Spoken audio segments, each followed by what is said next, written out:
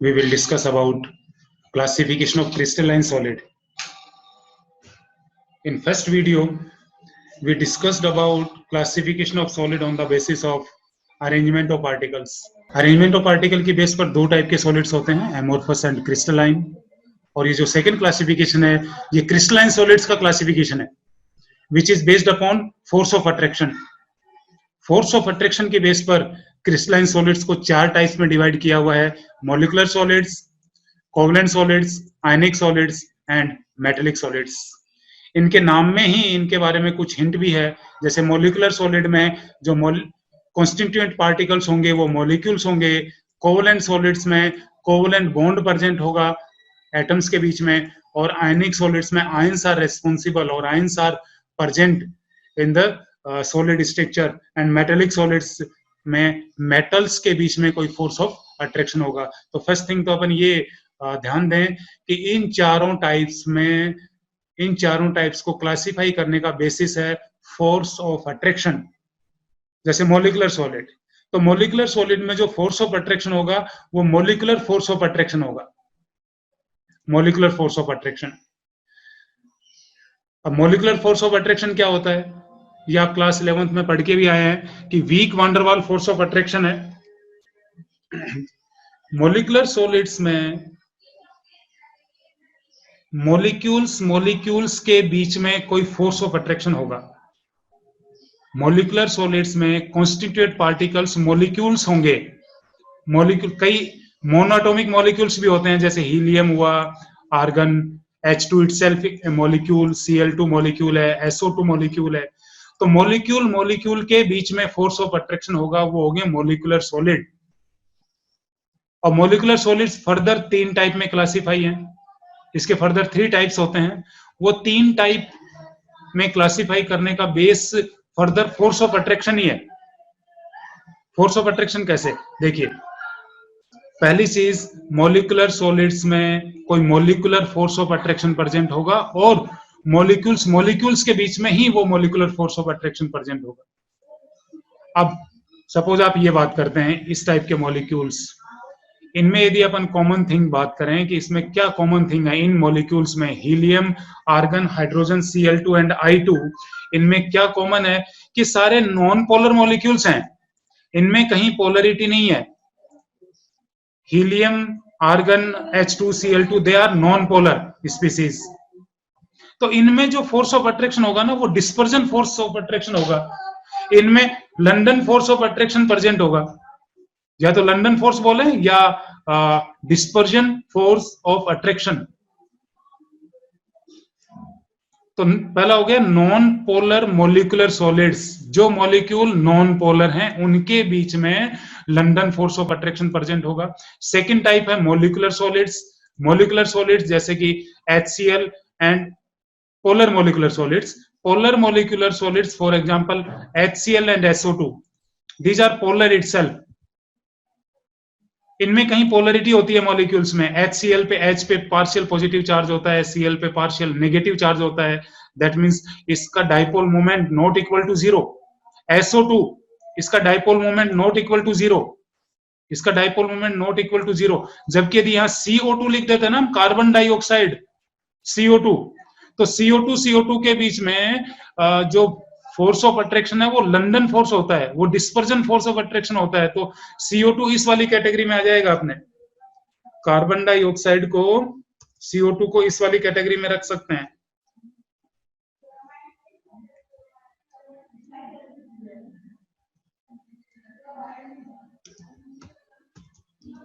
Carbon dioxide, CO2 इस category में आएगा, क्योंकि ये नॉन पोलर मॉलिक्यूल होता है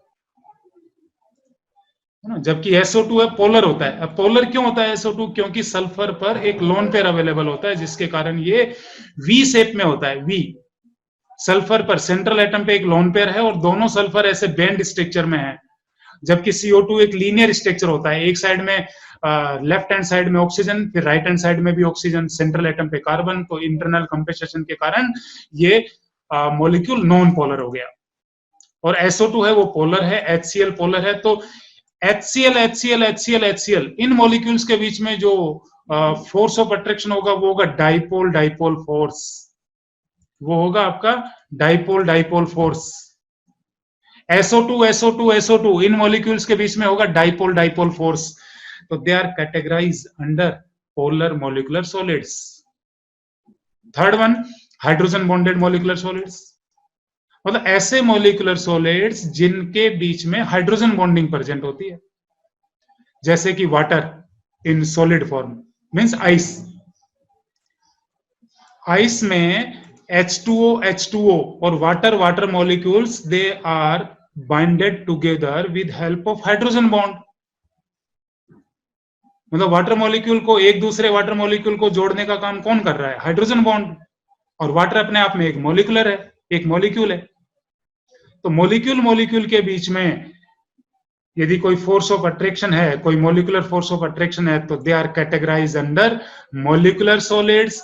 और what type of force present between them, they are further classified into 3 types. वो 3 फोर्स कौन से हो सकते हैं? पहले वाले में है लंदन फोर्सेस, दूसरे वाले में है डाइपोल डाइपोल इंटरेक्शन, और तीसरे वाले में है हाइड्रोजन बॉन्डिंग। ये 3 टाइप के मॉलिक्यूलर फोर्स की बेस पर आपके फर्स्ट मॉलिक्यूलर सॉलिड यहां कंप्लीट होता है। Second one, ionic solids. Ionic solids crystalline solid का सेकेंड टाइप। देखिए इसमें कॉन्स्टिट्यूट पार्टिकल्स आयंस होंगे, मतलब cation and anions they are held together with help of electrostatic attraction, with help of coulombic force they are attracted strongly. Ionic solids में ions है ना, वो एक दूसरे से जुड़े हुए होते हैं। कैटायन एक फिक्स नंबर ऑफ एनायन से जुड़ा हुआ होता है, एनायन एक फिक्स नंबर ऑफ कैटायन से जुड़ा हुआ होता है। आपको NaCl की स्ट्रक्चर याद आ रही होगी, क्लास 11th में हम एक NaCl का स्ट्रक्चर बनाते थे, सोडियम क्लोराइड का। NaCl कुछ इस टाइप का पिक्चर होता था वो, लाइक दैट। और इसमें हम एक कॉन्सेप्ट कहते थे कि हर एक सोडियम 6 क्लोराइड से और हर एक क्लोराइड आयन 6 सोडियम आयन से घिरा हुआ होता है। हर एक Cl 6 सोडियम से और हर एक सोडियम 6 Cl से घिरा हुआ होता है। इसका मतलब आयनिक सॉलिड्स में एक फिक्स जियोमेट्री होती है, एक फिक्स कोऑर्डिनेशन नंबर होता है। और इनमें कॉन्स्टिट्यूएंट पार्टिकल्स क्या होंगे? आयनिक सॉलिड्स में कॉन्स्टिट्यूएंट पार्टिकल्स होंगे cation and anions. They are held together by electrostatic attraction. They are hard, brittle, and having very high melting points. They are poor conductor of heat and electricity. Students, fourth one point देखिए, they are poor conductor of heat and electricity in solid state, but in molten or in aqueous state, they are very good conductor of heat and electricity. Ionic compound की property होती है ये, आयनिक solids की property होती है कि वो solid state में बैड कंडक्टर ऑफ इलेक्ट्रिसिटी हैं, बट मोल्टन स्टेट में they are good conductor of electricity. 3 Idiots movie में एक वो सीन है, आमिर खान जब हॉस्टल में जाता है तो उस टाइम एक वो डायलॉग आता है कि saline water is good conductor of electricity. हमने तो पढ़ा था, इसने अप्लाई करके दिखाया है।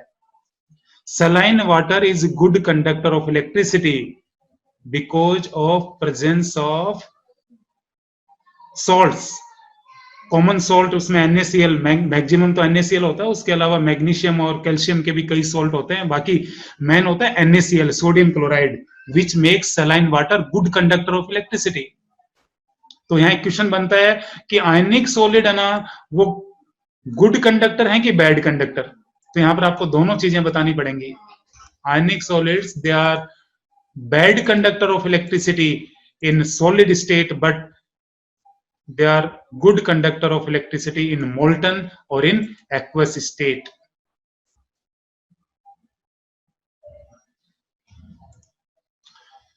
तो आयनिक सॉलिड्स में हमने देखिए क्या पढ़ा, एक तो इसमें constitute particles cation and anion होते हैं जो एक दूसरे से इलेक्ट्रोस्टैटिक फोर्स ऑफ अट्रैक्शन से जुड़े हुए होते हैं। और सबसे बड़ी खास बात आयनिक सॉलिड्स की कि इनकी डेफिनेट जियोमेट्री होती है, फिक्स जियोमेट्री होती है। फिक्स जियोमेट्री का मतलब जैसे ये अपन एक स्ट्रक्चर देख रहे हैं सीजियम क्लोराइड, तो सीजियम क्लोराइड में फिक्स है कि हर एक सीजियम एटम, जो सेंट्रल एटम है ना सीजियम, हर एक सीजियम वो 8 Cl एटम और क्लोराइड एटम से घिरा हुआ होता है।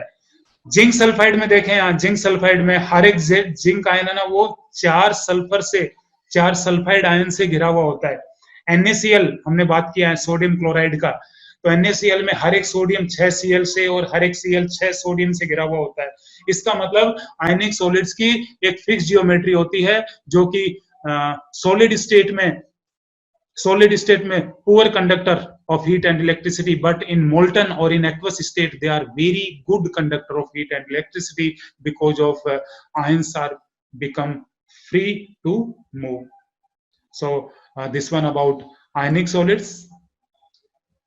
Third one, covalent solids. Students, covalent solids में constituent particles होंगे atoms. एटम्स आपस में बाइंड अप होंगे और एटम्स आपस में बाइंड अप होंगे, वो बॉन्ड होगा कोवलेंट बॉन्ड। और सबसे बड़ा इंपॉर्टेंट पार्ट कोवलेंट बॉन्ड का network like structure. Network structure covalent solids का सिनोनिम भी है, इनके दूसरा एक और बोला जाता है, इनको नेटवर्क सॉलिड्स भी कहा गया है इनको, network solids. They are also called as network solids because of having network like structures. Network like structure का मतलब यह है कि उनमें कुछ ऐसे उलझी हुई स्ट्रक्चर होती है। उलझी हुई का मतलब ऐसे कि नेटवर्क जाल जैसी स्ट्रक्चर। नेटवर्क, आपने डायमंड की स्ट्रक्चर पढ़ी है क्लास 11th और 10th में भी पढ़ा है। डायमंड की स्ट्रक्चर में हर एक कार्बन एटम 4 कार्बन से घिरा हुआ होता है टेट्राहेड्रली मैनर में, और जिन 4 से घिरा हुआ है वो 4 फिर फर्दर 4 से घिरे हुए हैं, फिर वो फर्दर 4 से घिरे हुए हैं। इसका मतलब एक पूरा क्रॉस नेटवर्क बन जाएगा। यहाँ पूरी एक क्रॉस नेटवर्क स्ट्रक्चर अपने सामने आती है कोवलेंट सॉलिड्स में। तो उस नेटवर्क स्ट्रक्चर के कारण इनके मेल्टिंग और बॉइलिंग पॉइंट बहुत ज्यादा होते हैं। Diamond is the hardest element, hardest substance on earth crust because of its network structure. Question बन गए, डायमंड हार्डेस्ट क्यों है? Because of its network structure. It is poor conductor of heat and electricity. Diamond also poor conductor of heat and electricity. Covalent solids में एक exceptional case भी बात करते हैं हम, graphite. Although graphite belongs to covalent solids, it also has network like structure, also covalent bonds present between atoms, but some exceptions are there in graphite structure. एक तो ये सॉफ्ट होता है, ग्रेफाइट है ना, वो एक्सेप्शनली सॉफ्ट होता है। बाकी सारे कोवलेंट सॉलिड्स और नेटवर्क सॉलिड्स, जैसे हम बात करें सिलिका, SiO2, मिट्टी किसका एग्जांपल है आपका? कोवलेंट सॉलिड्स और नेटवर्क सॉलिड्स का। सिलिका में क्रॉस नेटवर्क स्ट्रक्चर होता है। SiC, silicon carbide, Si silicon and C stand for carbon. SiC silicon carbide भी कोवलेंट सॉलिड्स का एग्जांपल है। डायमंड कोवलेंट और नेटवर्क सॉलिड का एग्जांपल है। ग्रेफाइट भी इसी का एग्जांपल है, लेकिन ग्रेफाइट कुछ अलग बिहेवियर शो करता है। इसका कारण कि एक तो स्लिपरी नेचर होती है इसकी, इसमें सीट लाइक स्ट्रक्चर होता है, जिसमें कि सीट लाइक स्ट्रक्चर के कारण जब हम इस पर फोर्स अप्लाई करते हैं तो एक शीट दूसरी शीट पर स्लिप हो जाती है। स्लिपरी नेचर होता है इनमें। और दूसरा, एक कार्बन अपनी 3 वैलेंसी पूरी कर पाता है, चौथी वैलेंसी, ये जो आप देख पा रहे हैं, ये कार्बन, हर एक कार्बन पर एक इलेक्ट्रॉन फ्री होता है, और उस फ्री इलेक्ट्रॉन के कारण graphite is good conductor of electricity, while diamond is bad conductor of electricity. Graphite is good conductor of electricity because of presence of one free electron. Graphite behave as a lubricant. Machines में graphite एक lubricant की तरह use होता है, क्योंकि ये slippery structure है। When we applied force over them, one sheet और one layer can slip over another. तो यहाँ ग्रेफाइट से रिलेटेड 2 क्वेश्चन बन गए हैं। एक तो ग्रेफाइट लुब्रिकेंट की तरह यूज क्यों होता है, और दूसरा graphite good conductor of electricity क्यों है। और एक डायमंड से रिलेटेड क्वेश्चन कि why it is hardest. Answer one word है यहाँ पे, नेटवर्क स्ट्रक्चर के कारण। Next and last type of crystalline solid, that is metallic solid. Metallic solid, as name suggest, the solids और the metals किस type के solids होते हैं? Metallic solid. मेटल्स की प्रॉपर्टीज की बात करें कि मैं आपसे पूछूं कि मेटल्स क्या होते हैं, तो आपके कई सारे आंसर्स होंगे कि metals are hard, metals are rigid, ductile, malleable, sonorous, they are good conductor of heat and electricity, metals are sonorous, lustre, उनमें शाइनिंग प्रॉपर्टी होती है मेटल्स में। ये कुछ प्रॉपर्टी होती है मेटल, लेकिन इन सभी में सबसे इंपॉर्टेंट प्रॉपर्टी जो मेटेलिक सॉलिड की है वो है कि electropositive nature. Metals are good conductor of heat and electricity because they can produce electrons, they are electropositive in nature। Students इस रिएक्शन पे गौर करें जरा, मेटल है ना, वो मेटल प्लस एन में कन्वर्ट होगा और एन नंबर ऑफ इलेक्ट्रॉन्स बनाएगा। मेटल क्या करता है, इस रिएक्शन को देखिए आप, ये जो रिएक्शन है, इस रिएक्शन में क्या खास बात है कि मेटल ने क्या करा, एन नंबर ऑफ इलेक्ट्रॉन्स इसने रिलीज कर दिए और खुद पर चार्ज क्या आ गया, प्लस एन चार्ज। अब यहीं से सॉलिड फॉर्मेशन होगा, इस रिएक्शन से अब सॉलिड फॉर्मेशन होगा। कैसे, ये जो n number of electron release होके आए निकले हैं, एन, जैसे एक मोल इलेक्ट्रॉन भी निकले, तो एक मोल इलेक्ट्रॉन बहुत बड़ी क्वांटिटी होती है। एक मोल इलेक्ट्रॉन का मतलब 6.022 इंटू 10⁻23 इलेक्ट्रॉन्स होते हैं। एक मोल का मतलब 6.022 इंटू 10⁻23 इलेक्ट्रॉन्स होते हैं। अब ये एन नंबर ऑफ इलेक्ट्रॉन्स एक सी ऑफ इलेक्ट्रॉन्स फॉर्म करेंगे। सी ऑफ इलेक्ट्रॉन का मतलब एक इलेक्ट्रॉन का समुद्र बनाएंगे, समुद्र, सी ऑफ इलेक्ट्रॉन बनाएंगे। कौन बनाएंगे, ये जितने भी इलेक्ट्रॉन्स रिलीज करे हैं ना मेटल्स ने, वो सारे इलेक्ट्रॉन मिलकर के एक इलेक्ट्रॉन का समुद्र डेवलप कर देंगे। और उस समुद्र के अंदर ये जो इनर शेल्स है, ये जो M+N चार्ज है, जो मेटल कर्नेल कहते हैं इसको, kernel, KERNEL, not colonel, kernel, KERNEL। ये जो मेटल कर्नेल है, these are randomly present in sea of electrons। तो इस सी ऑफ इलेक्ट्रॉन में क्या हुआ कि ये मेटल प्लस एन है ना, ये रेंडमली प्रेजेंट होंगे। तो इसमें यदि अपन डायग्राम से इसको समझने की कोशिश करें तो देखिए, ये पूरा ये सी ऑफ इलेक्ट्रॉन है। इस सी ऑफ इलेक्ट्रॉन में ये न्यूक्लियस होते हैं, ये मेटल प्लस एन चार्ज होते हैं जो कि इसमें रेंडमली प्रेजेंट हैं। अब मेटल प्लस और एन नंबर ऑफ इलेक्ट्रॉन्स के बीच में कुछ Coulombic force of attraction present होता है, जो कि इन दोनों को आपस में अट्रैक्ट करके रखता है, इन दोनों को आपस में अट्रैक्ट करके रखता है। तो यहां पर एक चीज और सामने आती है अपने कि they are good conductor of heat and electricity, they have high melting point. High melting point होने का कारण यही है कि हाई मेल्टिंग पॉइंट होने का कारण यही है कि इसके बीच में पॉजिटिव और नेगेटिव चार्ज, मेटल प्लस और n number of electrons negative, positive और नेगेटिव के बीच में coulombic force of attraction present होता है। जैसे आपको 10-12 कोई एग्जांपल दे दें और उसमें पूछ लें कि ये किस टाइप का सॉलिड्स है, तो जहां भी कोई मेटल आता है ना, जैसे lead, silver, gold, platinum, copper, iron, sodium, potassium, magnesium, कोई भी मेटल आपको दिखता है, इसका मतलब वो कौन सा सॉलिड है, मेटेलिक सॉलिड। सबसे सिंपल है, इसको आइडेंटिफाई करना बहुत सिंपल है। कोई भी मेटल मिल जाए, जैसे आपको लिस्ट दे दी पूरी और उसमें आइडेंटिफाई करना है कि मेटेलिक सॉलिड्स कौन सा है, तो आप मेटल को आइडेंटिफाई कर लो। Sodium, potassium, aluminium, iron, copper, silver, ये सारे ये क्या है, मेटेलिक सॉलिड का एग्जांपल है। So dear students, it's all about types of crystalline solids। 4 type के क्रिस्टलाइन सॉलिड हैं, सबसे डिटेल में यहाँ मोलिकुलर और फर्स्ट वन है। फर्स्ट वन के फर्दर 3 टाइप होते हैं, फर्स्ट वन के यहाँ फर्दर 3 टाइप्स होते हैं, non polar molecular solid, polar molecular solid and hydrogen bonded molecular solid. और इनका क्लासिफाई करने का बेस क्या है कि किस टाइप का फोर्स ऑफ अट्रैक्शन वहां प्रेजेंट है। यदि लंदन फोर्स ऑफ अट्रैक्शन है, यदि लंदन फोर्स ऑफ अट्रैक्शन है, तब तो वो नॉन पोलर मोलिकुलर सॉलिड है, और डाइपोल डाइपोल फोर्स है तो वो पोलर मोलिकुलर सॉलिड है, और यदि हाइड्रोजन बॉन्ड प्रेजेंट है तो हाइड्रोजन बॉन्डेड मोलिकुलर सॉलिड है। डियर स्टूडेंट्स, ये जो चारों टाइप्स हैं इनका कंपैरिजन हम एनसीईआरटी बुक की हेल्प से करेंगे। ये आपके एनसीईआरटी बुक पेज नंबर 6 पे दिया है टेबल, चारों टाइप के सॉलिड। देखिए पहला molecular solid which is further classified into non polar, polar and hydrogen bonded. कुछ एग्जांपल्स दिए हैं साथ में, एग्जांपल्स भी दिए हैं इसमें एग्जांपल वाले कॉलम में।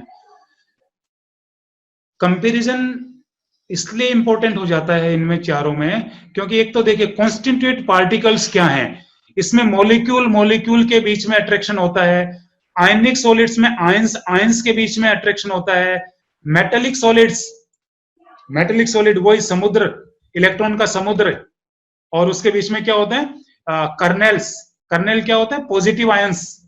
तो positive ions in a sea of delocalized electrons, positive ions and sea of electron, ये कॉन्स्टिट्यूट पार्टिकल्स होते हैं। और जो आप नेटवर्क और क्रॉस नेटवर्क और कोवेलेंट सॉलिड की बात करते हैं उसमें एटम्स है ना, वो कॉन्स्टिट्यूट पार्टिकल्स होते हैं। फिर इनमें बॉन्डिंग और फोर्स कि what type of force present between them, यही तो मेन बेस है इनको क्लासिफाई करने का। यही तो मेन पार्ट है कि ये चार टाइप्स क्यों हैं, ये इस थर्ड कॉलम के कारण है। ये थर्ड कॉलम में क्या दिया है यहाँ कि फोर्स दिया है कि किस टाइप का फोर्स उनके बीच में प्रेजेंट है। उसके बाद कुछ एग्जांपल्स हैं, ये एग्जांपल्स आप लर्न करेंगे, उनकी फिजिकल प्रॉपर्टीज दी हुई हैं, ये भी आप टेबल से अच्छे से देखेंगे। कोई पार्ट नहीं समझ में आता है तो आप इमीडिएटली कॉल करके एनी टाइम 24/7 आवर्स आपके पास ये सुविधाएं अवेलेबल हैं कि कभी भी आप फोन करके और ये पूछ सकते हैं कि ये चीज नहीं समझ में आई या ये एग्जांपल इस कैटेगरी में क्यों दिया है। और ये पूरा पढ़ने के बाद इंटेक्स्ट क्वेश्चंस हैं बेटा, इंटेक्स्ट क्वेश्चंस हैं, 5 क्वेश्चन पहले दिए हुए थे, 4 क्वेश्चन यहाँ पर हैं, तो टोटल 9 क्वेश्चंस हैं। नेक्स्ट स्लाइड में और नेक्स्ट वीडियो में हम ये 9 क्वेश्चन सोल्व करेंगे। So student wait for next video. मेरी आपसे एक दरख्वास्त है कि आप छोटा छोटा कंटेंट जो हम वीडियो से आप तक पहुंचाने की कोशिश कर रहे हैं उसको पूरा देखिए, उसको पूरा समझने की कोशिश करिए। देखने सुनने और समझने के बाद एक बार अपनी बुक से, बुक यदि हार्ड कॉपी आपके पास अवेलेबल नहीं है तो सॉफ्ट कॉपी सबके पास है, सॉफ्ट कॉपी से उसको एक बार समझने की कोशिश करिए। और केमिस्ट्री में तो अपनी ये स्ट्रेटेजी रहेगी कि हम छोटा छोटा कंटेंट करेंगे। हमारे 2 वीडियो, इस वीडियो को मिलाकर के मेरे 2 वीडियो आप तक पहुंच चुके होंगे। पहले वीडियो में हमने फर्स्ट क्लासिफिकेशन करा है और सेकंड वीडियो में हमने ये सेकंड क्लासिफिकेशन करा है। आई थिंक आपको ये समझ में आ गया होगा। और थर्ड वीडियो में हम कुछ इंटेक्स्ट क्वेश्चंस करेंगे और हम एनसीईआरटी बुक को फॉलो करते हुए चलेंगे, पेज टू पेज, कोई पार्ट नहीं छोड़ने वाले हैं हम, केवल बुक के पेज टू पेज आगे चलेंगे। तो ये जो बुक पेज नंबर आप नंबर 6 और 7 तक हम पहुंच चुके हैं।